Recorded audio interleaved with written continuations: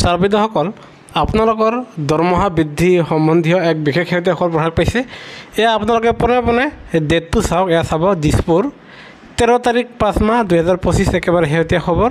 আৰু এয়া প্ৰকাশ পাইছে। এয়া চাব অসম চৰকাৰৰ বিত্ত বিভাগ হিচাপ আৰু পুঁজি বিত্ত বিভাগৰ জনতা ভৱন দিছপুৰ গুৱাহাটী 6ৰ পৰা এই প্ৰকাশ পাইছে। আৰু যাৰ ফলত চৰকাৰী কৰ্মচাৰীসকলৰ আপোনালোকৰ গৃহ ভাত্তা বৃদ্ধি পাব।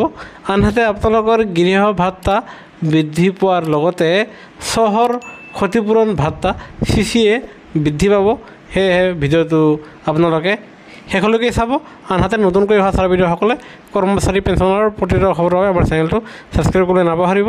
ছাৰবিদসকল আপোনালোকে একোজন চৰকাৰী কৰ্মচাৰী হিচাপে আপোনালোকে যি চাকৰিত নিয়োজিত হৈ আছে তেনে ক্ষেত্ৰত আপোনালোকে গৃহ ভাত্তা আৰু চহৰ ক্ষতিপূৰণ ভাত্তা লাভ কৰে।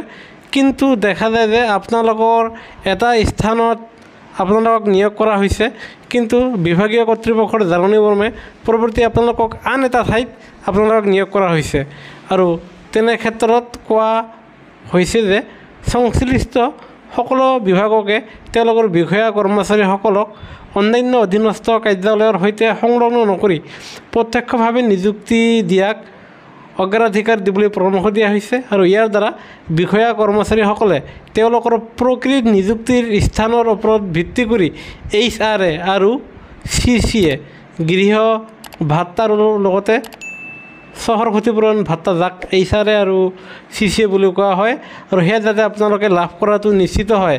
আৰু সেয়েহে এয়া বিত্ত বিভাগৰ ফালৰ পৰা এই জাননীটো প্ৰকাশ পাইছে। আৰু যাৰ ফলত প্ৰশাসনিক জটিলতা হ্ৰাস পাব আৰু প্ৰক্ৰিয়াটো সুশৃংখলিত হ'ব। আৰু তেনে ক্ষেত্ৰত আপোনালোকে বৰ্তমান সময়ত য'ত কৰ্তব্যৰত হৈ আছে আৰু সেই ঠাই অনুযায়ী আপোনালোকৰ HRA কিমান, আনহাতে আপোনালোকৰ CCA কিমান, সেয়া আপোনালোকক সেই অনুপাতে বৰ্তমানৰ কাৰ্য কৰা ঠাই অনুপাতে আপোনালোকৰ HRA আৰু CCA দিয়া হ'ব। আৰু সেয়া আপোনালোকৰ বৃদ্ধি পাব। সেয়েহে এই গুৰুত্বপূৰ্ণ জাননীটো প্ৰকাশ পাইছে।